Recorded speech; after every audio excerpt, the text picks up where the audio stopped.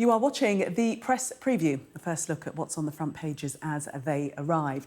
In the next half hour, we'll see what's making the headlines with Christina Patterson, journalist and author, and Ali Miraj, the columnist at The Article. So let's see what's on some of those front pages for you now. Well, The Observer says some NHS hospitals with long waiting lists are promoting private healthcare to their patients. On the front of the Sunday Times, the NHS are to buy beds in care homes to discharge more patients and ease pressure on A&E wards. On the front of the Sunday Telegraph, Prince Harry says he couldn't cry in public when his mother died. The Sunday Mirror says royal experts are claiming Harry has put the Invictus Games in danger after he said he killed 25 people while fighting in Afghanistan.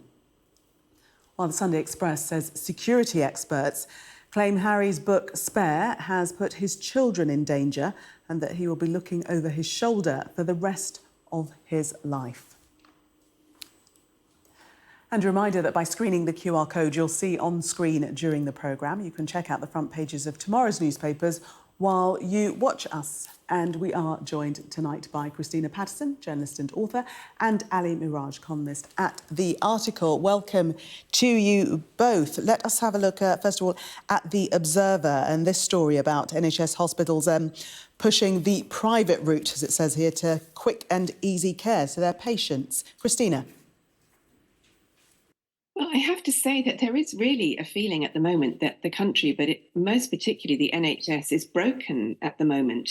And I think there's genuine terror that people are going to find if they get ill or if they have an accident that the NHS isn't there for them.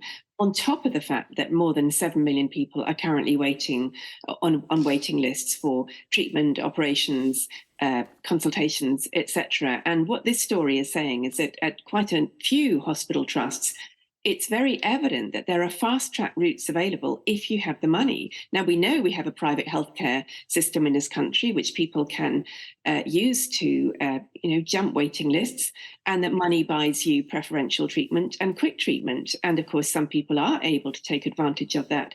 But at the moment, for many people, salt is being rubbed into the wound because they're going into hospital or they're looking on their hospital website and they're seeing that if they did have 10,000 quid in their pocket, then they could go and have a hip replacement quite quickly instead of having to wait months and months and months, as many people are having to do. So I'm afraid what this story emphasises is the fact that we are very much a two-tier system in healthcare, as in so many things in this country, and that for people who can afford it, there are better options, but for the vast majority, there aren't. And our NHS, in terms of international tables at the moment, is really coming out very badly. Is this simply offering people a viable alternative to some, or is it creating a two-tier system, Ali? Well, look, we do have a two-tier system already. So there is a private healthcare available to people who want to go down that road and can afford it. And what this is actually doing here is where people are actually admitted into hospital, they're then giving them the choice to go and buy their own operations in the private sector if they can, to speed up the waiting list. Look, I think fundamentally we have a much bigger problem here. And I disagree with Christina about funding of the NHS. We always have a crisis in the NHS every year. The reason why it's so much worse at the moment is understandably because the NHS has been completely overwhelmed for the last 2 years with COVID, people working extremely long hours in very difficult conditions, with thousands of people being admitted all over the place. And that has led to a huge backlog. And that's why you've got a pinch point now. If you take the number of people before COVID waiting more than 12 months for an operation, you had 1,300 people in the country. You now have over 400,000 people waiting more than a year, and you have a 7.2 million waiting list. So, of course, there are going to be pressures in the NHS. But to say that we don't spend on it is just wrong. I've just looked up the figures again just now. We spend above the OECD average, and we've been spending more successively for the last few years. In fact, it was Boris Johnson who agreed that 4-year pay deal with the NHS to give them what they want. Admittedly, COVID happened in the meantime. So what we really need is an honest debate in this country. And I very much welcome the fact that Wes Streeting, the shadow health secretary, has actually said that we need some proper reforms in the NHS, something that Steve Barclay, the health secretary, is also calling for, and something that Sajid Javid, the former health secretary, is also calling for. We ask the NHS to do too much. We need to have a proper conversation about what it should do, what it shouldn't do, how much we want to pay, and who's going to pay for it and how. And that is the conversation we need to have. All the rest of this stuff is sticking plasters to cover short-term acute problems, which is fair enough. We've got an immediate issue right now, but there's a much, much bigger conversation that we need to have honestly as a country to come to a conclusion about what we want to do. Christina, let's move on to the Sunday Times. And this is, again, another health story in the NHS wanting to buy up care beds to clear the wards. I mean, are we looking at a dismantling, the beginning of a dismantling of the NHS service as we know it, do you think?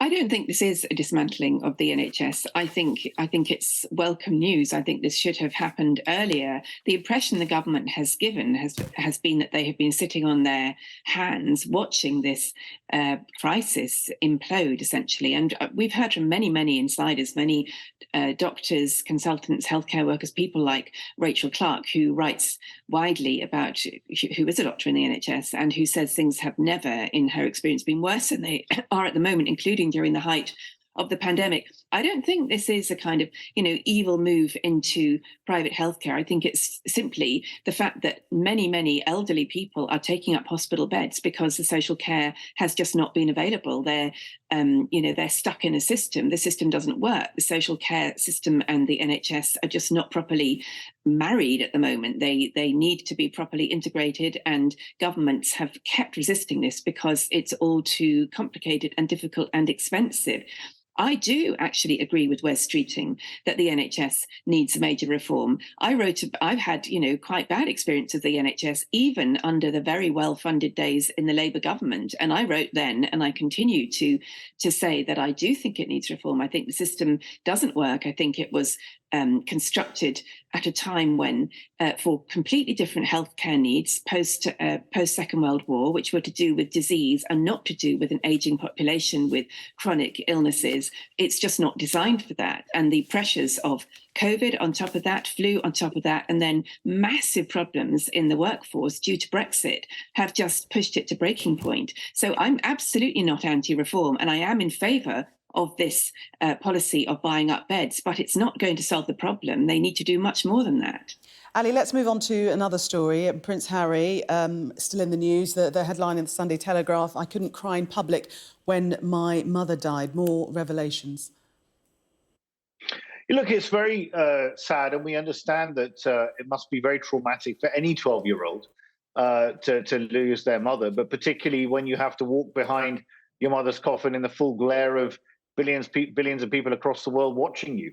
So, I mean, I fully understand, or I can empathise with what Prince Harry is saying here. But I just think the whole spectacle that we're seeing unfold in front of us is deeply unedifying. And we're waiting for this interview to drop tomorrow evening, and then the book is coming out on Tuesday, which I will buy and read only because I want to be informed to be able to comment properly.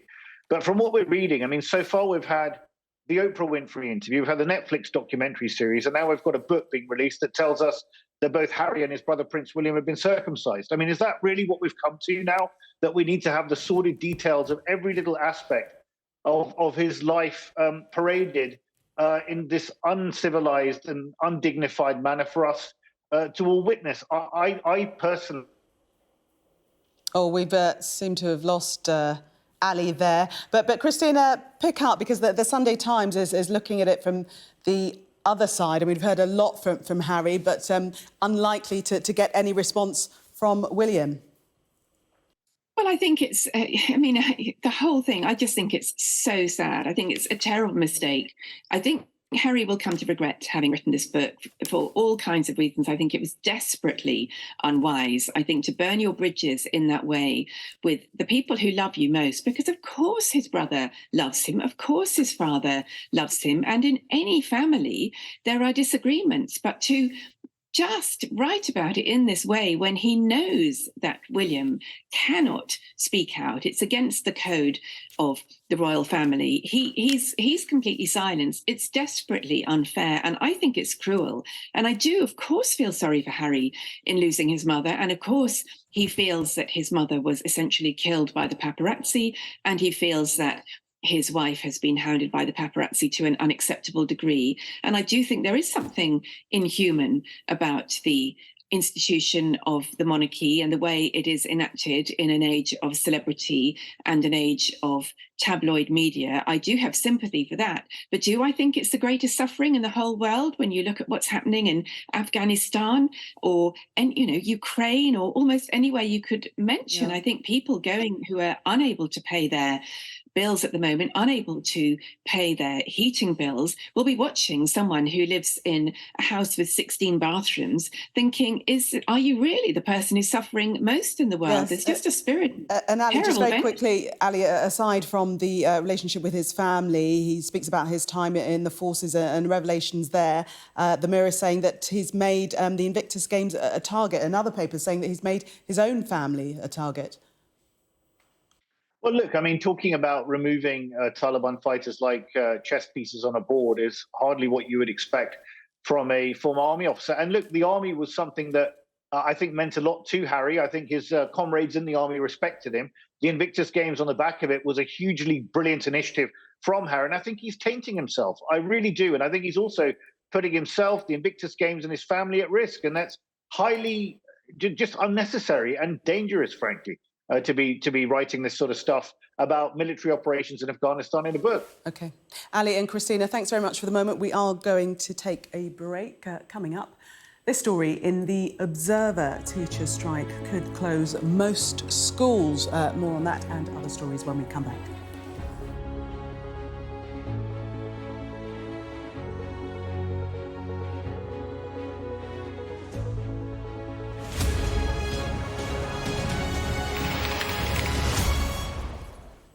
Welcome back. You're watching the press preview. Still with me, Christina Patterson and Ali Miraj. Welcome back.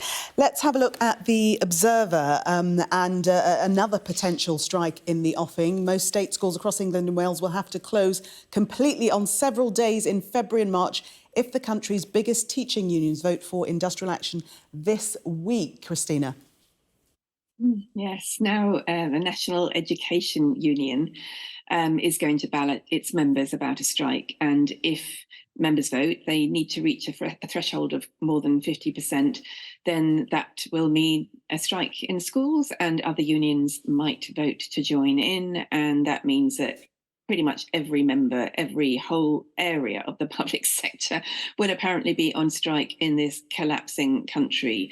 So, I mean, I'm not a parent and I will not be personally affected, but it really does feel, I do remember the 1970s. I do remember having to do my homework by candlelight and that whole feeling of the country being on its knees. And it really feels like that again. I just hope things get better. It's hard to see how the government are going to navigate a way through this because they don't want to give pay rises that are in line with inflation because they think it will push inflation up. They want to give them much, much lower than inflation, but that means a real terms drop in pay for public sector workers who've already had big drops. So it's hard to see how this will be resolved.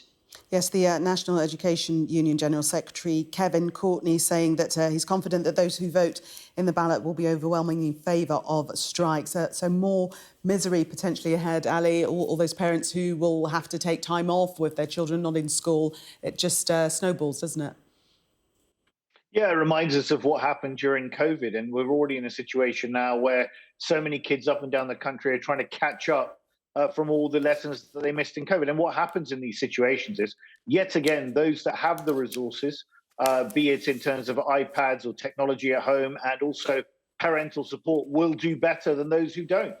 And that is the problem that we face. And it's just going to increase the divide even further. So this is absolutely just horrible news. I do understand, obviously, that people want to get a fair pay rise. I fully empathize with that, but I just don't think it should be inflationary. We can't embed inflation in the system. We want to try and get it down. It's predicted to go down this year in any case, but it's certainly not going to if everyone's going to ask for inflation-busting pay rises. So yes, both sides need to get around the table. It needs to be sensible, but it can't be inflation at the level of inflation or inflation busting, in my view, because we need to get on top of inflation. Otherwise, we all suffer. Christina, just take us to the Sunday Times, and Sir Keir Starmer is heading for Davos. Is this a first for a Labour leader?